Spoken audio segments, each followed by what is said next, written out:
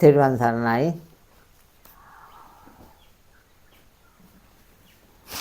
හරි පුතේ තෙරුවන් සරණයි. ඉඳගන්නකෝ.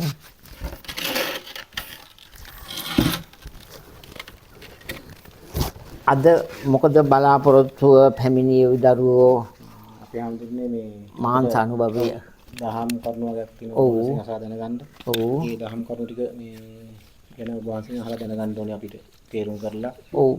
දහම් කරුණු වලින් පැහැදිලිව කියන්නේ කොයි එකද කියලා. පැහැදිලිව කියන්නේ දහම් කරුණ.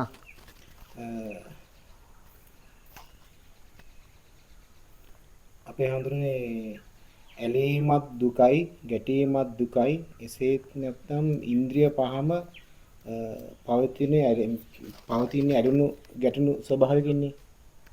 ඉතින් ඕකේ තව කියවන්න බලන්න මේවා.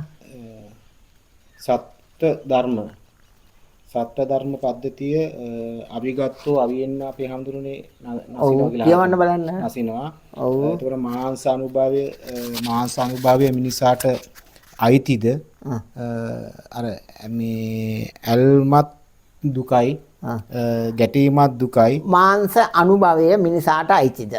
අපි ඒක ගමුකෝ ඉස්සෙල්ලා. හරිද?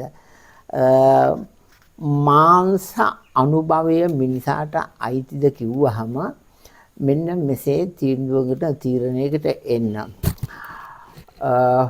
සත්‍ය චර්යා ධර්ම පිළිබඳ අවබෝධයක් ලබා ගමු. සත්තුන්ගේ ඉන්නවා මෙන්න මෙහෙම කොටස් කීපයක්. හරිද? අනුභවයේ නේතන ගත්තේ අනුභවය කරන්න ඕන කටින් නේද? එහෙමනම් මාංශ අනුභවය කරන සත්තු විශේෂ කොටස් ගාණක් ඉන්නවා. ඒ මාංශ අනුභවය කරන සත්තු තමයි කොටියා. නේද? තනකොළ කන්නේ නැනේ කොටියා. මාංශ අනුභවයේ තියෙන්නේ. එතකොට තව මාංශ අනුභවය කරන සත්තු කියන්නේ සිංහයා වලස්සු මාංශ අනුභවයෙන් ඒගොල්ලෝ ජීවත් වෙන්නේ නේ. එතකොට අනික් කොටස ශාක භක්ෂික සත්තු. ශාක කියන්නේ ගස්වල කොළ පොතු හාල් අරවා මේවා ගස් වලින් ලැබෙන ශාක භක්ෂණය. ශාක වලින් ජීවත් වෙන කොටසක් ඉන්නවා. එළුවා හරක අලියා අන්න ශාක භක්ෂික සත්තුනේ. ඔව්. අනිත් සත්තු මාංශ භක්ෂික සත්තු. ඔන්න ඔය චර්යා ධර්ම පද්ධතිය ගන්නකොට කොටස් දෙකකට බෙදන්න පුළුවන් අපිට. හයිද? මාංශ අනුභව කරන සත්තු කියලා කොටසකට අයින් කරා. හයිද? ශාක අනුභව කරන සත්තු කියලා තව කොටසකට බෙදුවා. කොටස් දෙකකට බෙදා ගන්න පුළුවන් මේ සත්ත්ව කොටස. එතකොට අපි ඉස්සෙල්ලම එක කොටසක් ගමු. මොකද්ද එක කොටස? ශාකද මාංශද? මේ මාංශ මාංශ අනුභව කරන සත්තු ගමු. මාංශ අනුභව කරන සත්තු ගත්තහම මෙන්න මෙසේ තියෙන එයයිගේ චර්යා ධර්ම පද්ධතිය. එයයිගේ බොඩිය හැඩ ගැහිච්ච ක්‍රමයක් තියෙනවා. උල් දත් තියෙන මාංශ අනුභව කරන සත්තුන්ට. මොකද සතෙක් දැහ ගන්න. උල් දත් වලින් අල්ලලා දැහ ගන්නයි අයිට ඒ උල් දත් තියෙන්නේ. මාංශ භක්ෂික සත්තු හැම කෙනෙකුටම උල් දත් ඇතුව තියෙනවා. එයාට නිය තියෙනවා. දතින් අල්ලන අමතරේ නිය ගහලා සතා හිර කරගන්න. අන්න මෙහෙම ඇදිච්ච නිය විශේෂිකුත් තියෙනවා මාංශ භක්ෂික සත්තුන්ට.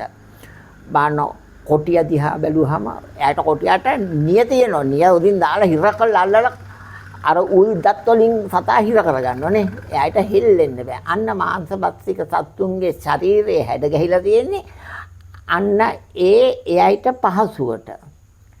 හයිද? උල් දත් තියෙනවා. හයිද? ඉරලා ගන්න ඕන අර මාංශ. නේද? ඒක නිසා උල් දත් තියෙනවා. උල් දතෙන් හිර කරලා ඇල්ලුවන් පස්සේ ඒ සතාට හෙලවෙන්න බෑ. නිය ගහලා ඇල්ලුවන් පස්සේ උල් දත් කියලා ඇල්ලුවන් පස්සේ සතාට හෙලවෙන්න බෑ. අන්න ඒ මාංශ භක්ෂික සත්තුන්ගේ ශරීර හැඩ ගැහිලා තියෙනවා මාංශ භක්ෂික සතේ දැහැ ගැනීමට අවශ්‍ය ශරීර පද්ධතියක් එයාට තියෙනවා. ඒ පිටින් බාහිර ගත්තාම ඇතුළත අරගමු ආමාශය බඩවැල් අරව මේවා. මාංශ බස්සික සත්තුන්ගේ බඩවැලේ දිග අඩි 6යි. හරිද? බඩවැල දිග අඩි 6යි මාංශ බස්සික සත්තුන්ගේ. දැන් ශාක බස්සික සත්තුන්ගේ බඩවැල අඩි 32ක් දිගයි. දැන් ওই පුතාගේ බඩවැල් කොච්චර දිගද කියලා අහලා තියෙද උතා? නෑ අපේ ආම්දුරෙන් නෑ. බඩවැල් කොච්චර දිගයි කියලා ඇහුවේ නැද්ද? කියලා නැද්ද ඉස්කෝලේදී? කියන්නේ මඩියෙන් ඕ ඔයාගේ නෑ. අපේ තාත්තට දෙන්න එහෙනම්. මිනිසාගේ මිනිස්යාගේ බඩවැල් අඩි කීයක් දිගද? අඩි 32ක් දිගයි. හයිද? හරකෙක්ගේ ගන්න. අඩි 32ක් දිගයි බඩවැල. හයිද? ඒ ශාක බක්සික සත්තුන්ගේ බඩවැල් අඩි 32ක් දිග තියෙනවා. මොකද ශාක දිරවීමට හරි අපහසුයි. ඒක නිසා උයි බඩවැල් දිගට ගිහිල්ලා හාලා හිටන් අන්තිමට අඳෝමුඛයෙන් ඒ ආහාර ජීර්ණය කළ පිට කරන තැනට වෙනකම් බඩවැලේ දිග අඩි 32ක් ශාක බක්සික සත්තුන්ට. මාංශ බක්සික සත්තුන්ගේ බඩවැල අඩි 6යි දිග. අන්න ඒ සත්තුන්ගේ හැඩතල සේරම හැඩ ගහිලා තියෙන්නේ අන්න ඒ චර්යා ධර්ම පද්ධතියට අනුව. ඒ සතාගේ චර්යාව අනුව, ඒ සතාගේ හැඩ ගැහිම අනුව. ඒ සතා හැඩ ගැහිලා තින්නේ දැහැගෙන කන්න තව සතෙක් නේ. ඒ මාංශ බත්සිකයි දැහැගෙන කෑවොත් නේ. අන්න එතකොට අඩි 6යි තියෙන්නේ අයිට මාංශ බත්සික සත්තුන්ගේ බඩවැල. එතකොට ඔයගොල්ලන්ට මිනිසෙකුට අඩි 32ක් දිගයි. එහෙනම් මොන භක්ෂිකද? අපි ශාක වස්සකලට අයිති වෙන්නේ. ඔව් අඩි 32ක් දිග නිසානේ. ඔව්. එතකොට අර පුතාගෙන් අහන්න ශාක භක්ෂික අඩි 32ක් තියෙනවා නම් ඔබලට මස් මාංශ කන්න අයිතිද? නෑ. එහෙනම් කනවද ගෙදර? ඔව්. එහෙනම් අපිට අයිති නැති දෙයක් ඔන්නනේ එහෙනම්. තමාට ගෝචර නැති දෙයක් කරනවා. මිනිසා ශාක භක්ෂිකයි. එයයි මසුත් පරිභෝජනයට ගන්න ඕනේ. එහෙනම් පොඩි ගැටලුවක් මතුණා. ඔව් කියන්න. අමුනේ දැන් මේ මම අහලා තිනවා මේ මම කියවලා නැහැ මම අහලා තිනවා මේ ත්‍රිකෝටික ධර්මයේ කියලා බුදුහාමුදුරෝ දේශනා කළා තිනවාද මේ මෙන්න මේ සත්තුන්ගේ මස් අනුභව කරාට කමන්නේ මෙන්න මේ සත්තු වර්ග 10ක්ගේ මම අහලා තිනවා 10ක් අනුභව කරලා අනිත් ඒවා මරණු සතුකගේ මස් කෑවට කමන්නේ නැහැ කියලා ත්‍රිකෝටික ධර්ම කියලා මේ අපි ඔව් කියනවා මම ඒක හරියට ඔව් හරි හොඳයි ප්‍රශ්නයක්. කිසිම සතෙකුගේ මස් කෑමේ අයිතියක් නැහැ මනුස්සයට. මොකද හේතුව ඔහුගේ දත් තියෙන්නේ ශාක භක්ෂිකව. ඇඹරීමට අවශ්‍ය ඉරාගෙන කන්න අවශ්‍ය දත් තියෙන්නේ මාංශ භක්ෂික සත්තුන්ට. ඒ උල් දත් ඉරාගෙන දැහැගෙන කන්නනේ. ඔබට පුළුවන් ද ඔබට නියතියේ සතේ දැහැ ගන්න? මනුස්සයට උල් දත් තියේද මස් උරාගෙන කන්න? නෑනේ. දිරවන්න අවශ්‍ය පරිදි අඩි 32ක් තියෙන ශාක දිරවීමටනේ. මස් දිරවීමට බඩවැලක් ඔබට තියේද? නෑ. මස් දිරවන්න බඩවැලක් තියෙන්නේ මාංශ බස්සික සත්තුන්ට. එයාට උල් දත් තියෙනවා. දැන් දැහැ ගන්න නිය තියෙනවා. අන්න සතෙක් දැහැ ගැනීමේ ශක්තිය තියෙන එයාට. ඔබට සතෙක් දැහැ ගන්න පුළුවන්ද? බෑ. උල් දත් තියේද මස් හපන්න? නෑ. එහෙනම් ඔබ ශාක බක්සිකයි. දත් තියෙන්නේ ශාක ඇඹරීමටනේ. ඔව් බඩවැලත් අඩි 32ක් දිගට තියෙන්නේ ඒ ශාක බක්සික සත්තුන්ගේ බඩවැල අඩි 32ක් දිගයි. මොකද ඒක අවශෝෂණය කරගන්න ගත්ත ආහාරය. දිරවන්න ගත්ත ආහාරය. ශාක බක්සික ආහාරය දිරවීමේ අපහසුයි අවශෝෂණයේ අපහසුයි. ඒක නිසා අඩි 32ක් දිගට තියෙනවා. එහෙනම් ඔබලගේ බඩවැල් අඩි 32ක් තියෙනම් ඒ ශාක බක්සිය ශාක අනුභව කිරීමට නැත්නම් බත් හාල් තනකොළ ගස් කොළ වර්ග අරවා මේවා ආහාරයට ගැනීමට අපේ අමුදුරනේ දැන් ඔව් පුතේ. දැන් කුඩා බඩවැලයි මා බඩවැලයි කියලා දෙකක් තියෙනවානේ. ඔව්. ඒ ඔක්කොම එක දැන් කුඩා බඩවැලේ දිග කීයද? බඩවැල් ඔව් දෙකම එක්කම බලන්න බඩවැල් වල දිග අඩි 32ක් ඔක්කොම. මහා බඩවැල් අඩි 6ක්. ඔව්. අනිත් එක කුඩා කුඩා බඩවැල ඊට උඩින් තියෙන්නේ. මහා බඩවැලනේ අන්තිමට තියෙන්නේ. ඔව්. ඔව් ඔය බඩවැල් දෙකම ගත්තොත් අඩි 32ක් තියෙනවා. ඔව්. සත්තුන්ගේ තියෙන අඩි 32ම. හරකෙක්ගේ ගත්තොත් එච්චර දිගයි බඩවැල. ඔව්.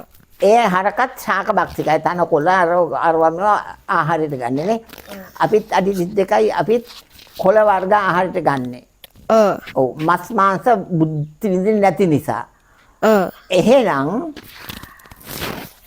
මස් මාංශ කන සෑම සතෙකුගේම බඩවැල් අඩි 6යි දිග.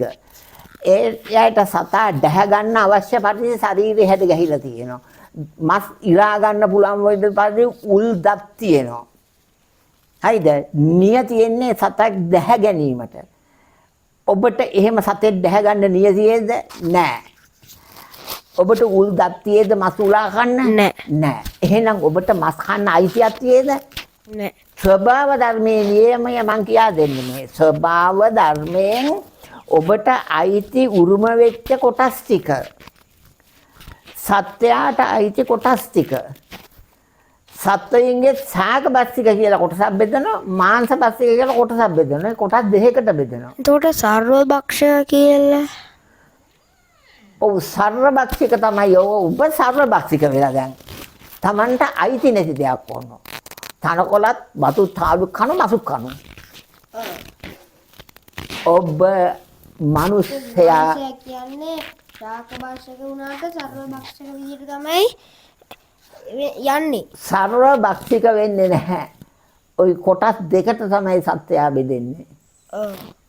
මාංශ භක්ෂික වලට බෙදෙනවා, ශාක භක්ෂික වලට බෙදෙනවා.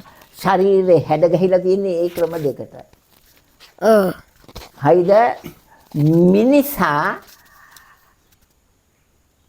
ඒ තමන්ට අයිති චර්යාව හඳුනා නොගෙන ඔහු සර්වභක්ෂික වෙලා ඔහු මසුක් කනවා, ඔහු බතුත් කනවා, ඔහු කොළ වර්ග අරවම ඔක්කොමත් කනවා, මසුත් කනවානේ.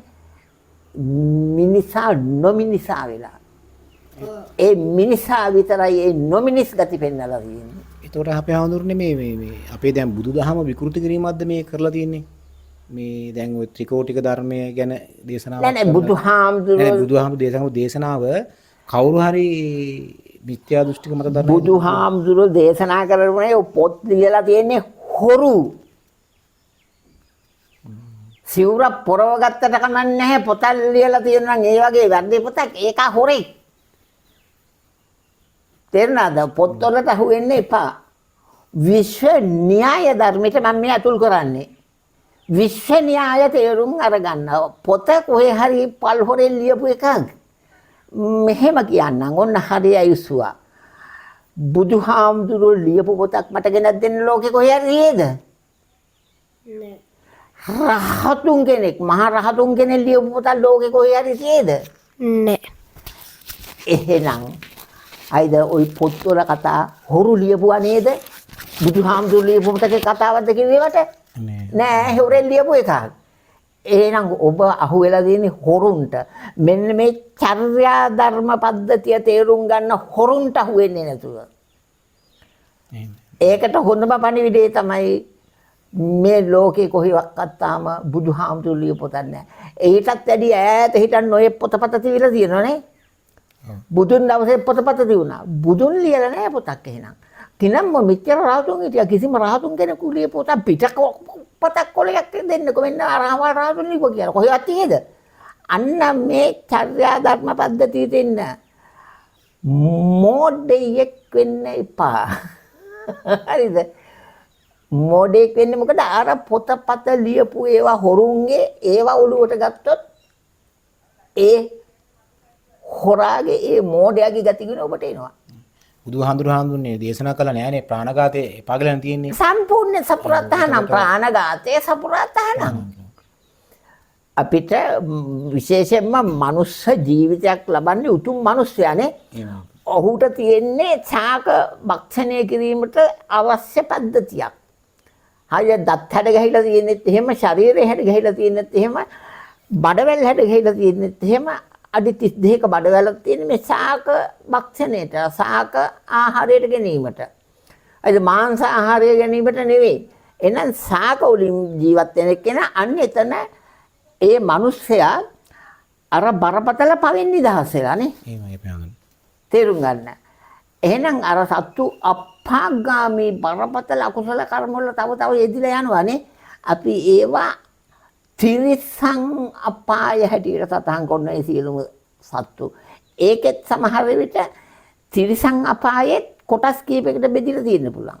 ඒකෙත් ශාකබස්සික මාංශබස්සික සත්තු ඉඳලා තියෙන්න පුළුවන්. හරිද? ඒ සත්තුන්ගෙත් යම් කිසි ඉහළතලයකට අවිලා තියෙනවා ශාකබස්සික සත්තු නන්නේ. හරක ශාකබස්සිකයි. ශාකබස්සික. මුවා ශාකබස්සිකයි. උතුම් ඒකනේ අපි මිනිස්සු උතුම් සත්තු හැටියට ඒ සත්තු ගණන් ගන්නේ. ඔව්. කොටියවලහක උතුම් හැටියට ගණන් ගන්න නෑ. භයානක සත්තු හැටියට මෙන්න මේ මිනිස් සංහතිය සත්ත්වචර්යා ධර්ම පද්ධතිය හැඩගැහිලා තියෙන්නේ කොහේද? අපි හැසිරෙන්නේ කොහේද?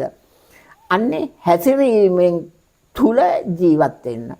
මිනිසා උතුම් වෙන්නේ ඔහු ඇවිල්ලා තියෙන ඉපදිලා තියෙන ශාක භක්ෂික ශරීරයෙන් ඔහු ශාක භක්ෂණයෙන් ජීවත් විය යුතුය. මාංශ භක්ෂණයට ගියොත් මිනිසා නොමිනිසා වෙනු ඇත. මිනිසාගේ මේ පැවැත්ම වෙනේ මිනිසාගේ වාසියට මිනිස්සු ගොඩක් දෙලා හරවගෙන තියෙනවා අපි හඳුනන්නේ. තමයි වාසියට කියන්නේ පාපී සිතුවිලි. තම වාසියට හැඩ ගැහෙනවා කියන්නේ පාපී සිතුවිලි. එහෙනම් ඉන්නේ පාපී තත්ත්වයෙන් මිදීමට අවශ්‍ය ශාක භක්ෂික ගත්තා. ඔහු අකුසල කර්මයක් සිදු වෙන්නේ නැහැ නේ ශාක භක්ෂික නම්. මිනිස්සයා ශාක භක්ෂිකයිනේ. එහෙමයි. ඔහුගෙන් අකුසලයක් සිදු වෙන්න බෑ මාංශ භක්ෂික නොවන නිසා. ආන් ඒ උතුම් මනුෂ්‍යත්වය තේරුම් අරගන්න. මෙන්න මේ අහිංසක දරුවට උතුම් මනුෂ්‍යත්වය කවරේද කියලා තේරුම් කරලා දීලා අද හිත ගෙදෙට්ට මස් මාංශ ගේන්න එපා. දොස්තරවරු කියනවා හයිද මස් කන්න අමාඩු වලින් කන්න හීමාළු කන්න අරවා කන්න මේක කරන අම්මු බොරුව. අපිට හම්බුනේ දැන් මේ අවශ්‍ය පෝෂණය මේ ශාක කොටස් වලින් ලබා ගන්න පුළුවන් නේ. ශාක කොටස් වලින් අලියෙක් ඉන්නවා. අලියා මස් කාලා තියේද? මොන තරම් ශක්තියක්ද? දැන් ගවයා වුණත් එහෙම නෑ හඳුනන්නේ. ගවයා වුණා මොන තරම් ශක්තියක්ද මස් කාලා තියේද? ඉස්සර රජ කාලේ කුඹුරු හදලා ඔයකනේ ඉතින් එහෙනම් ඒ ශරීරේ හැඩ ගැහිලා තියෙන්නේ ශාක වලට. දැන් ඔබලා ශාක වලට හැඩ ගැහිච්ච ශරීරයට මස් පැටෙව්වොතින් වෙන්නේ මොකද විපර්යාසයක් සිදු වෙනනේ. ආවිස කෙටි වෙනවා. විරූපී රූපේ තියෙනවා. අංග විකලත්වයටපත් වෙනවා. ওই සේරම සිදු වෙන්නේ තමන් සංසාර ගමනේ එනකොට ශාක භක්ෂික ශරීරයක් අරගෙන ඇවිල්ලා මාංශ භක්ෂිකට හැරුණොත් තමන්ට ජීර්ණය කරන්න පුළුවන්ද? ඔරොත්තු දෙනවද? නෑ. නමුත් එහෙනම් මේ වෛද්‍ය ශාස්ත්‍රය පවා අමූලික බොරුවකටපත් වෙනවා මේක ඇත්ත විග්‍රහය කරොත්. දොස්තරවරු කියනවා කෙලින්ම අපේ හාමුදුරනේ දැන් බුදුරජාණන් වහන්සේ දේශනා කරලා තියෙනවානේ සත්තු මරන්න එපා කියලා. ඔව්. ඒ වුණත් බුදුරජාණන් වහන්සේ පිරම් පාන්න පොඩි කාලේ කියන්නේ දවස් කියන්නේ දැන් පිරම් පාන්න කලින් උරුමස් ව්‍යංජනයක් අනුභවය කළානේ. පොතක තියුනේ. පොතක තියුනේ. අපේ ඉස්කෝලේ ඉස්කෝලේ මහත්තයා ඉස්කෝලේ හාමිනේ කියා දුන්නේ පොතක තිවිච්ච එක. අපි අහලා තියෙන තේ විදිහට තමයි හම්බුනේ. ඈ? අපි මේ ඉස්කෝල කාලේ අහලා තියෙන තේ විදිහටම තමයි. ඒක තමයි මේ වචන හුවමාරුවක්. මොකද දැන් මෙහෙමයි මහරහතුන් කෙනෙක් මහරහතුන් 500 නමකට ඉස්සර දානයක් දෙන්න කියලා බුදුහාමුදුරන්ගෙන් ඉල්ලීමක් කරා. දැන් මේ පුතා අහපු දෙයට උත්තර දෙන්නේ. ඊට පස්සේ බුදුහාමුදුර අනුදැනව දාලා මහරහතුන් 500ක් අන්න හවල් තැන දානෙට වඩින්න. හරිද? එතකොට ඒ 500 නම ගියා දානෙ දෙන්න සූදානම් කරේ මිත්‍යා දෘෂ්ටිකයෙන් පිරිසක්. දානෙට කරදේ මස් හදලා හයිද ඔය අඹ ගන්න පුළුවන් නේ මස් වගේම කාටවත් හිතන්න බෑ. ඔබලට කනකොට තමයි තේරෙන්නේ මේ මස් නෙවෙයි මේ අඹ වගේ මස් නුඹදලා තියෙන්නේ. මස් හරි ගස්සන්න පුළුවන් කාටවත් අඳුරන්න බැරි. අන්න ඒ වගේ අඳුරන්න බැරි වෙන හරි ගස්සලා රහතුන්ට බෙදුවා අර මස් බෙදලා හැලා අර තීත් එක කොටසක් ආපහු දුවගෙන ගිහිල්ලා අර හාමුදුරුව වළඳද්දී අන්න බුදුහාමුදුරනේ ගෝඩේ ටික මස් වළඳනවායි කිව්වා. දැන් එතකොට තේරෙනවද? එතෙන්දි පව මස් අනුදැනවදාලේ නෑ කියලා. මෙන්න මේ පණිවිඩේ අරගන්න දැන්. හරිද? ඔක හරියට අල්ලගන්න පුතේ. අයිද මෙන්න මේ පණිවිඩේ තේරුම් ගන්න. මෛත්‍රී බෝසතාණන් වහන්සේ ගෞතම බෝසතාණන් වහන්සේ බෝධිසත්ව කාලය තුල සංචාරයේ ගමනක් ගියා. මේ දෙන්නා මේ බෝසතුන් දෙන්න යනකොට වලක කොටි දෙනක් පැටියෙක් ගහලා ඒගොල්ලෝ බෝසත් චරිත නිසා ඒක දර්ශනේ උනේ. එහෙම නැති අපිට තේරෙන්නේ නැහැ ඒක. අර ආහාරයක් නැතුව කොටි දෙන පැටියෙක් ගහලා ආහාරයක් නැතුව බොහොම දුකටපත් වෙලා ඉන්නවා. මේ බෝසත්වරු දෙන්න මෛත්‍රී ගෞතමයි දෙන්න දැකලා හැලකුවා අර සතාට ආහාරයක් නැහැ. දැන් අර පැටියා මරාගෙන කයි මේ සතා. අපි මොනවා හරි ආහාරයක් දෙමු. දැන් ඒක කොටි දෙනක් කන්නේ මස්නේ. වෙන මොකුත් හරියන්නේ නැහනේ. ඊට පස්සේ ගෞතම කිව්වා එහෙනම් ඔයා ওই පැත්තෙන් යන්නකෝ. මම මේ පැත්තෙන් යන්නම්. හයිද මැරිච්ච සතේ කොයි හරි හිටියට අපි උස්සන් යමු. එහෙනම් සතු ඕන තරම් කැලේ හිටියා මරාගෙන දාන්න දෙන්නේ නැද්ද? නෑ මැරිලා සතෙක් හිටියොත් අපි ගෙන දාමු කියලා දෙන්න දෙපැත්තෙන් මෛත්‍රී බෝසතාණන් මේ පැත්තෙන් ගියා. හොඳයි මං කැලේ ඇවිදින්නම් මේ පැත්තේ මැරිච්ච සතෙක් හොයාගෙන. ඊළඟට ගෞතම මේ පැත්තෙන් ටිකක් දුර ගිහිල්ලා අහලා බැලුවා කවදාවත් මැරිච්ච සතෙක් හොයාගන්න පුළුවන්ද? ගෞතම ඇවිල්ලා අහලා හිටන් පැන්න ඩස් ගාලා කුටියට උඹ මාව කාපන්. අයිද ආයි කොහෙවත් මස් හොයන්න දෙන්නේ නැහැ. උඹ මාව කාපන් කියලා අහලා ගෞතම පැන්න කොටිය ළඟට. කොටිය පැනලා අහලා කොටි දෙන පැනලා ගෞතම බෝසතාණන් වහන්සේ දැහැගෙන අන්න කෑවා. කනකොට මෛත්‍රී ඇවිදලා සතෙක් නෑ මැරිච්ච සතෙක් නෑ හොයාගන්න. සතු ඕන තරම් කැලේ ඉන්නේ නැති මරන්නයි කියන්නේ නෑනේ. මැරිච්ච සතෙක් නැති තැන එහෙනම් දැන් ගෞතමවත් ගෙනල්ලා ඇති සතෙක් මොකෙක් හරි කියලා ඇවිල්ලා බලනකොට ගෞතම පැනලා එයාගේ ජීවිතේ පූජා කළා අර කොටි දෙන්නට. අන්න ඒ අවස්ථාවේ මෛත්‍රී තමයි මෙතෙන්දි බුදු වෙන්න හිටියේ. පස්සෙනිවත් තැනට බුදු වෙන්න හිටියේ ගෞතම. මෙතෙන්දී මෛත්‍රී බෝසතාණන් වහන්සේ කටින් එකපාරට කියුණා අනේ දෙයනේ ඉක්මන් බුදු වේවා කියලා. අර කරපු ක්‍රියාවට ලේසි ක්‍රියාවක් නෙවෙයි. අන්න ඒක නිසා තමයි මම ගෞතම බුදුරජාණන් වහන්සේ මෙතෙන්දී බුදු වුණේ නැත්නම් එයා පස්වෙනි තැනට බුදු වෙන්න හිටියේ කෙනෙක්. අන්න එතෙන්දී ඔබලට තේරෙනවද?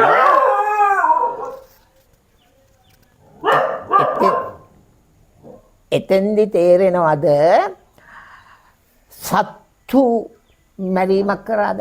එහෙනම් ඔබටත් පුළුවන් මැරිච්ච සතෙක් ආහාරයට ගන්න. මරලා සතෙක් ගන්න බෑ. මලකුණක් ගන්න පුළුවන්. මලකුණක් ගන්න පුළුවන්. තේරුණාද? මෙහෙම කියන්නද? මලකුණු කාපිය කොළුවෝ.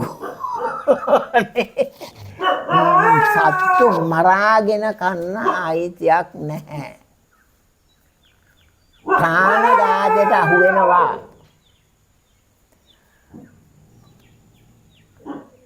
ප්‍රාණඝාතයට අහු වෙනවා. ඒක නිසා සත්තු මරන්න අයිතියක් නැහැ කියන එක දැන් තේරුණාද? අපිට මාංශබත්තික සත්තු නොවේයි කියන එක දැන් තේරෙනවද? අපි ශාකබත්තිකයි කියන එක තේරෙනවද? ඔබලා නිරෝගී වෙනව නේද ශාකබත්තික වුණොත්? ඔව්. අන්න දැන් මම දානෙට අරගෙන තියෙන පුතේ මාංශ ගත්තේ නෑ. අපි එළෝලුයි බතුයි දානෙට ගන්න මාංශ ගෙනත් දෙනවා වෙන්න පුළුවන්. එහෙමවත් අයිතියක් නැහැ.